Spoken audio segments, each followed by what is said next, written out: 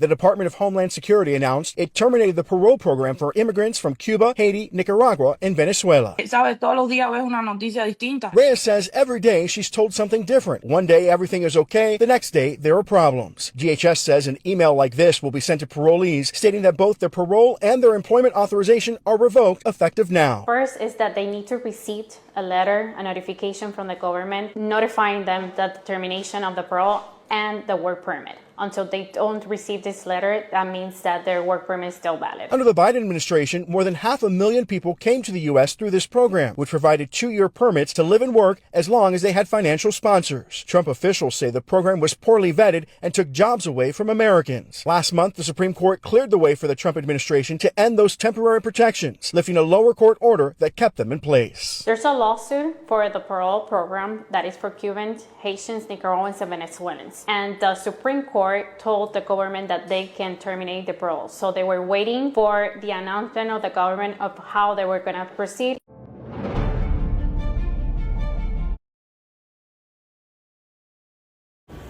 Just coming up in the future, when someone tells you that Amazon is hiring, believe them. Something just happened today and it's affecting it already. It is affecting it already. So in these next coming weeks, if you got email alerts, you know, people like myself who work there and they send you notifications talking about, you know, they're hired, believe them. Take the time if you need a job, fill out that application. Because, oh boy, it just happened at Amazon, yep. It just happened at Amazon, like, wow. Whew. When they tell you that Amazon is hiring, believe them. We just got read an executive order from the government to Amazon.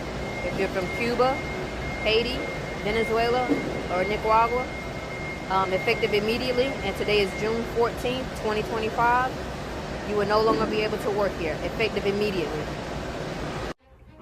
I have some breaking news as it relates to Amazon, FedEx, USPS, and DHL. There will be a massive firing and termination within the next 48 hours. Over the weekend, 530,000 migrant workers, legal immigrants in this country, had their status revoked. 530,000 Cuba, Haiti, Nicaraguans, and Venezuelan individuals had their immigration status revoked, and now they are deemed illegal immigrants. The Department of Homeland Security and Donald Trump has terminated their status. Within the next 48 hours, Amazon, USPS, UPS, and DHL will fire these individuals effective immediately. These individuals will lose their jobs. After that, what's going to happen is these individuals must self-deport or they must face immigration enforcement. See, what had happened is like, you know, them videos that you might see online, ICE coming to the construction site and all those immigrants just running. Yeah, that's what happened. Yeah, that's what happened. Imagine, 40% of your workforce just leaving. I worked second shift and they had a meeting before the shift started, and they said that immigrants with visas, they're not allowed to work. They can't work. So that's why I say Amazon will be hiring, because we still have to get those packages out, right? I work at a distribution center, like we still have to produce these numbers. So they have to be hiring. And that's why people should absolutely apply if they need a job. Absolutely apply if they need a job. And I'm just gonna end this with this, like, wow. I'm 36 years old, and this is the first time I can remember really thinking it's nice being a black man in America. I ain't gonna say it again, So I'm in Union City, Georgia, and it was said that ICE hit the Amazon fulfillment center on Buffington Road, and bam, they call their peoples, and Amazon works out of 5 different warehouses in Union City, and like people just started leaving. Bro was telling me he worked first shift, before shift started, right, man. He was talking to me, he was telling me, man, like, The police, like, they set up to watch who was leaving. They set up to watch who was leaving. And then they figured out where they was going, and they went and got them there. But, like, immigrants are not safe in Georgia. You are not safe in Atlanta. Like, Brian Kemp is our governor, and hate him, love him, whatever you think about him. Big Dog gonna follow the law. Big Dog is going to follow the law. He's going to follow the law. And when the federal government says those immigrant visas have been revoked, oh, you ain't working in my state anymore. That's illegal. We're not doing anything. That's Brian Kemp. So now, like, you own that. And then being back to second shift, it was just, but they just started walking out. They had the meeting and they just left. They just left, bro. They just left. It's like if you work in a warehouse where equipment is scarce at most times, right? Nah, anybody can hop on anything they need to get. It's not supposed to be like that. There are supposed to be hundreds of cars in this parking lot. I ain't gonna show nobody a car like that, but they just left. The Haitians, the Africans, the Hispanics, like, they just left. They just left, bro. So per the last video, I just want to help some Americans understand that, you know, immigrants who have working visas cannot be undocumented, right? Because they literally have to be documented to get that working visa. You know, like, they pay taxes when they work, when they have a work visa, because they're working. And a work visa means that they are documented, so they can't be illegal if they document it, right? In the last video, I never said anything about anybody being illegal or anything like that. I was just stating that my company is following, you know, executive orders, which by law, the president has the right to make executive orders. However we agree or disagree with them, the president has the right to make those executive orders, and the businesses, they have to follow. So my company is following the orders that they're being given. They were just telling people that their work visas had been revoked and that they could no longer work. It's messed up. It is. But that opens up so many jobs. Because, like I was saying, Amazon got to fill those positions. Other companies, they have to fill all of those positions. And now, as Americans, it's just like, are we going to pick up the slack? Are we going to fill the void? So many people talking about they want to work. The positions are available now. What you going to do? First, their tax affairs came under scrutiny. Now it's Amazon's working conditions. Hundreds of employees on 0-hours contracts are subjected to a regime described as horrendous and exhausting. They're monitored at all times. Even toilet visits are regulated. This isn't a sweatshop factory abroad. It's the Midlands-based warehouse of the global online retail giant Amazon, which millions of us use every day. They describe a points system deliberately designed, they believe, to catch them out. Workers get penalised for leaving early, sick, for talking in the aisles, or even spending too long on the toilet. 3 strikes and you're out. And then there's the sheer exhaustion. The Amazon warehouse at Rugeley is the size of 9 football pitches, yet staff have just 30 minutes for their lunch break. In that time, they have to walk the entire length of the building to get to the security point where they queue to be searched for stolen goods before even reaching the canteen. Goodbye, Amazon delivery workers. Amazon is about to test humanoid robots to deliver packages to your door. So once that happens, they will not need delivery workers anymore. All those people under extremely strict deadlines and requirements will soon find that they've been replaced. Well, that's the plan anyway. Amazon right now is hard at work building the software and the factories so that these humanoid robots can become a reality in delivery. Having neighborhoods filled with humanoid robots to deliver packages will be a surreal experience. But that future will be here much sooner than anybody thinks. First, Amazon reduced its reliance on FedEx and UPS, and now it's reducing its reliance on the very people that it uses to deliver packages. This is the age of automation, and this is the direction that things are going in. Amazon, here's a thought. Why don't you invest in treating your workers better instead of replacing them with humanoid robots? Amazon, for not doing that, you've just made the D3 list, a podcast about dumb, desperate, and diabolical business decisions. Yikes. And now, back to our regularly scheduled program. Walmart is firing people that have expired work visas. Also, Amazon is pausing green card applications. With Amazon, they're laying off people that have green cards and work visas, but they're also laying off people that don't equally. I feel like they're kind of trying to cover it up in a way, that saying they're not laying off people that solely only have green cards or work visas or whatever. But I just saw a video that was talking about how Amazon is laying off people that have work visas, from Haiti, Cuba, Venezuela, Mexico, things like that. A month and a half ago, someone told me, I work at Amazon, someone told me that don't tell anyone this or whatever. But now that it's out there, don't tell anyone this, but they're firing people that are on work visas, allegedly. So do what you will with the information. Always do your own research, especially with Amazon and Walmart. But Amazon has already showed us true colors, who they're with, and Walmart has also showed their true colors. They sponsored the parade for Trump, that birthday parade or whatever. So they already showed the side that they're on. So yeah, just letting y'all know, the people that still go to Walmart, if you don't have to go to Walmart, don't go to Walmart. If you don't have to order from Amazon, don't order from Amazon. But if Walmart is your only local market, then do as you please. But people don't have to order from Amazon unless it's a dire need, unless they're in the middle of nowhere and the only place that delivers to them is Amazon. But try to find a way to get around that somehow. But yeah, that's the news. I have 10 seconds left.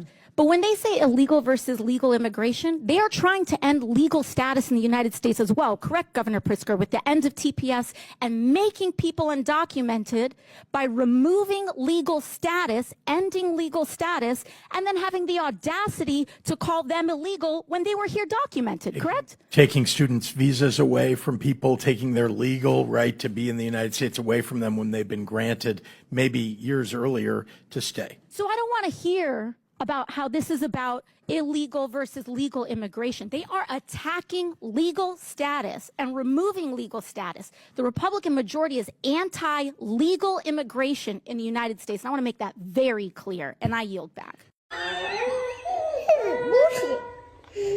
What? Breaking just moments ago, NBC News reporting that ICE is preparing to deploy tactical units known as Special Response Teams to 5 Democratic-run cities. Those cities, Seattle, Chicago, Philadelphia, Northern Virginia, and New York. It's not clear if these raids will begin immediately, but all special response teams in those areas have been told to be ready to deploy. You're learning so many important things, and I'm so proud of you.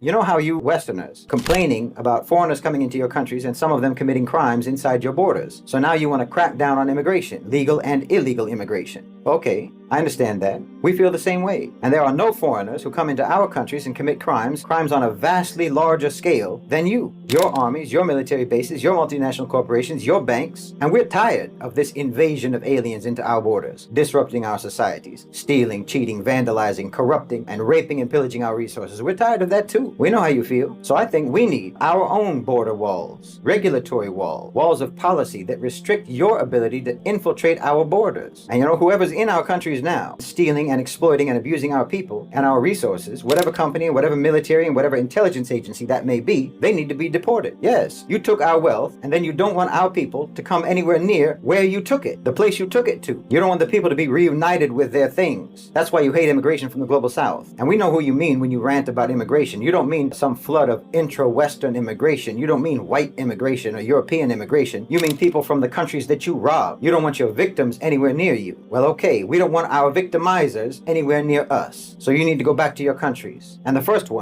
illegal aliens that need to be repatriated back to where they came from are the Zionists. Esos judíos de las 12 tribus que no son los que mandan hoy en el Estado de Israel. Los que hoy gobiernan Netanyahu no es judío auténtico. Él es un cambalache que viene por allá de Polonia. Para los que les gusta hablar de religiones y dicen que esto es un conflicto religioso. No, esto no es un conflicto religioso. El conflicto que hay desde la fundación del Estado de Israel es un conflicto geopolítico, porque ese Estado lo crearon para conquistar todo el Medio Oriente y Asia Central y quitarle las riquezas y colonizar esos pueblos. Es el proyecto sionista que dicen que van desde el río Jordán hasta el Éufrates y más allá. Africa doesn't own their own wealth. It's their wealth, but they don't own it. Western companies own the mines in Africa.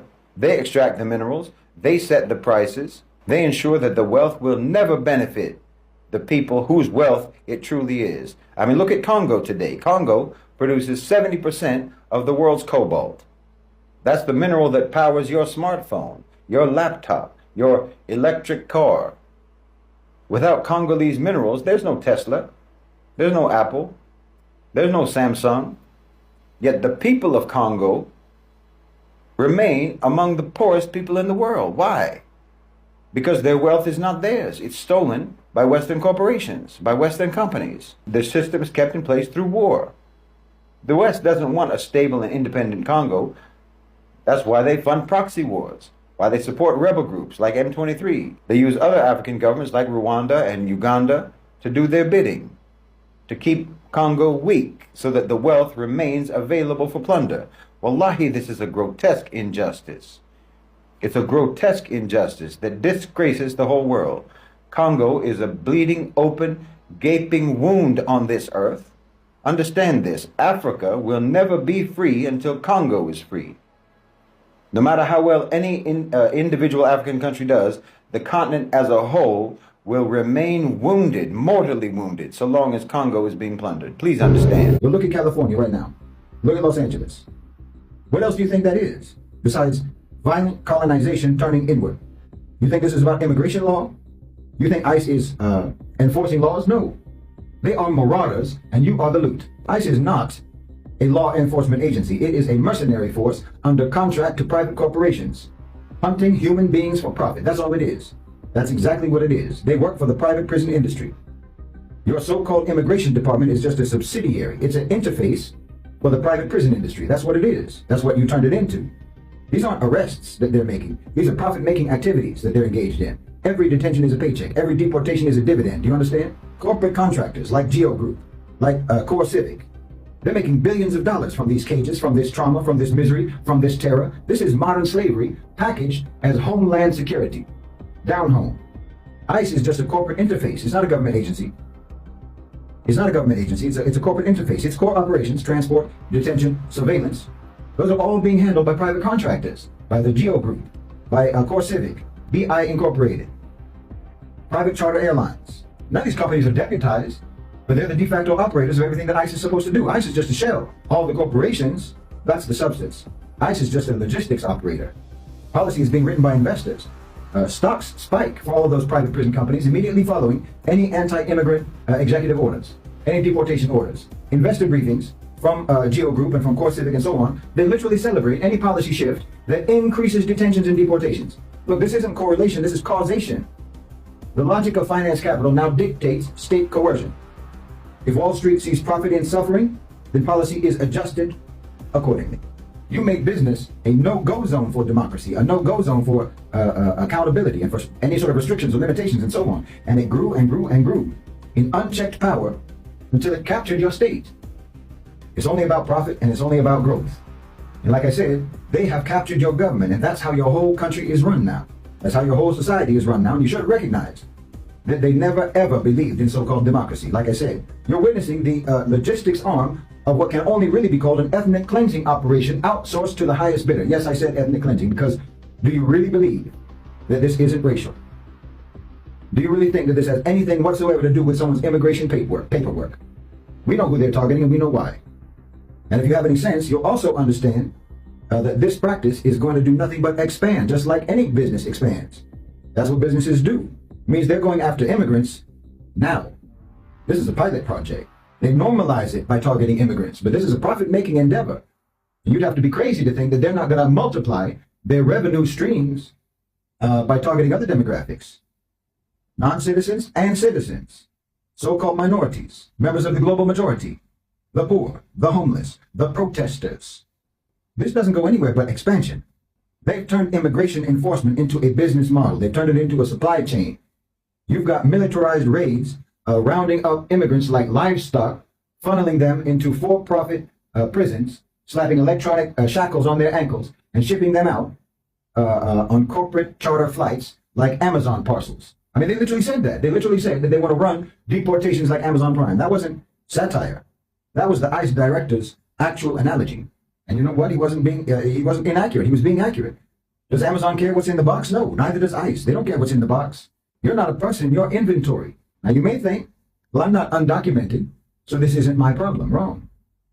Because this isn't just about who's being deported. It's about why this is being done the way it's being done in the first place. It's about who's in line next time when the migrants are not enough to satisfy the profit potential of their model. You understand me? The infrastructure right now is being built today.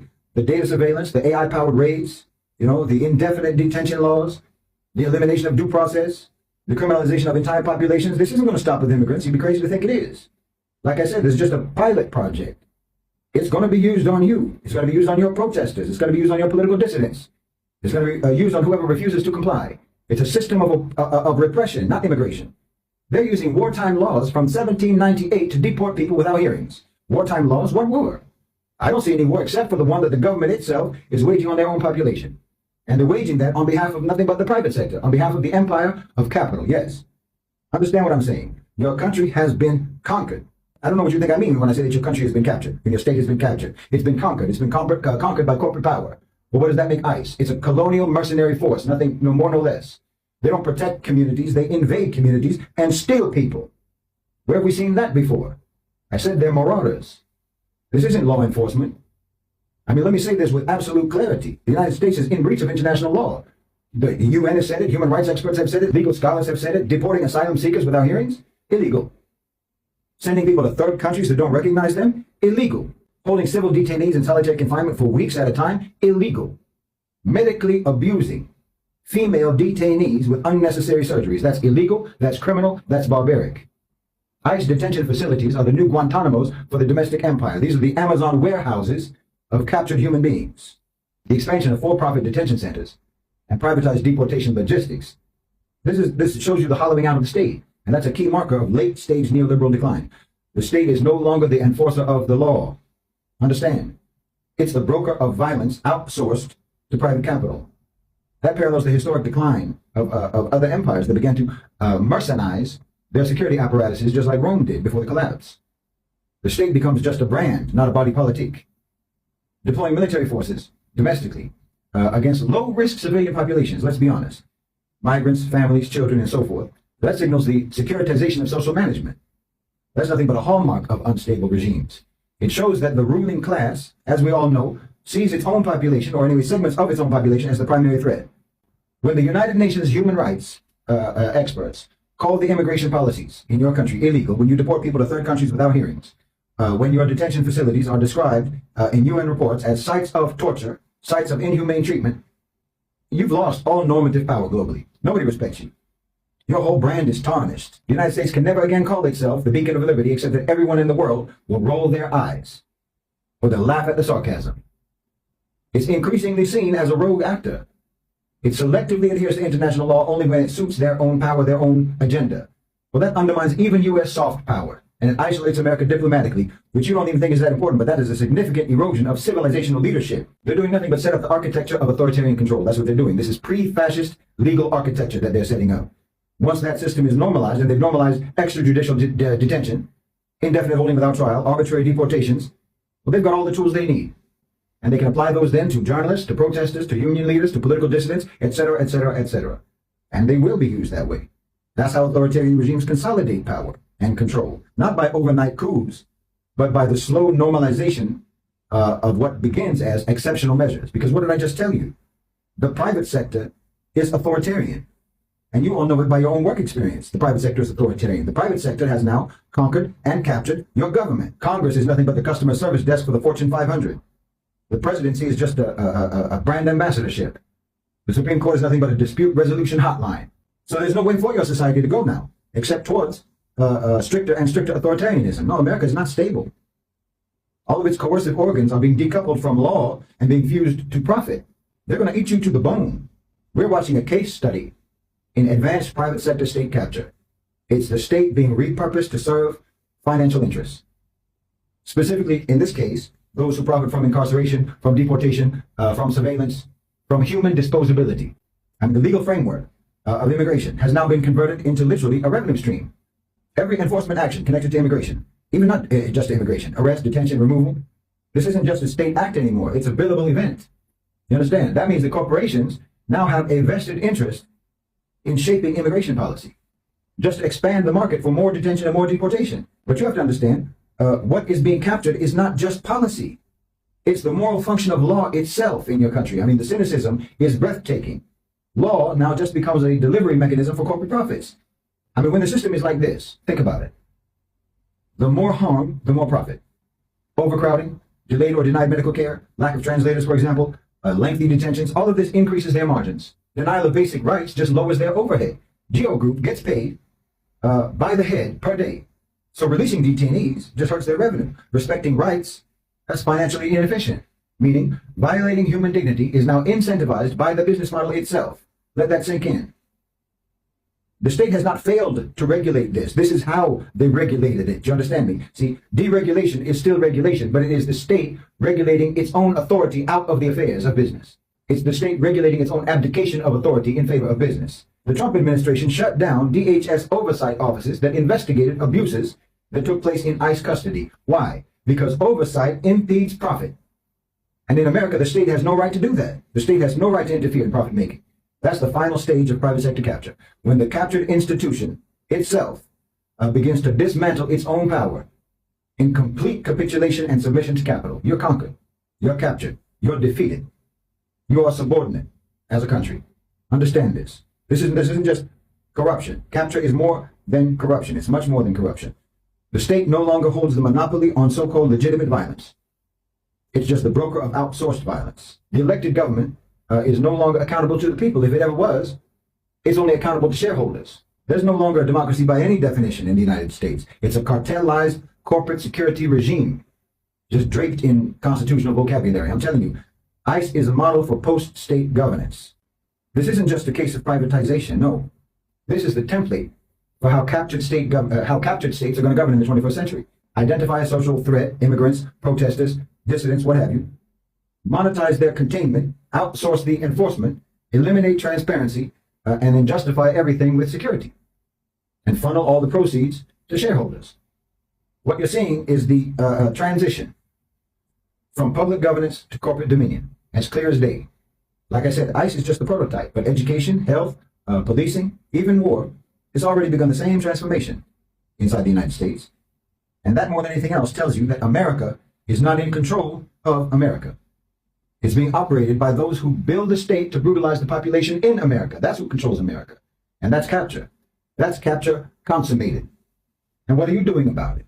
If you're not resisting, you're colluding. If you're not protecting those who are being targeted, then you're just rehearsing to play the same role of everyone who's going to ignore you when you get targeted next. You know, if you're not trying to shut down the machinery of this abuse and oppression, then you're just standing in line waiting for when it's your turn to be abused and oppressed. I mean, let me speak plainly. If we're talking about what's going on in California, for example, well, obviously the moral high ground belongs to the resistors. Obviously the moral high ground belongs to those who are hiding undocumented families. Obviously. All the neighbors who are forming human chains around ICE vans, you know, students who are exposing the abuse of ICE, lawyers who are fighting in court, obviously they have the moral high ground. Any citizens who are trying to pull funding from those deportation airlines, you want to ask, is this legal? You should be asking, is it just? Because legality is always the last refuge of tyranny. They will always find some kind of law. Anyway, they write the laws to justify their crimes. And then they'll just say they're following orders. We all know that. That's what every regime in history did that needed to have a Nuremberg trial. No, ICE is the modern-day Gestapo of a privatized police state. It doesn't exist to protect the people. It exists to protect the corporate order from the people. It's an agency of fear. It's an agency of separation, of erasure. And I'm telling you again, they are marauders, and you are their loot. And unless you resist, and I'm not telling you what form your resistance should take, that's up to you, but it should exist. Because the structure that you tolerate today is the structure that you're going to be buried under in the future.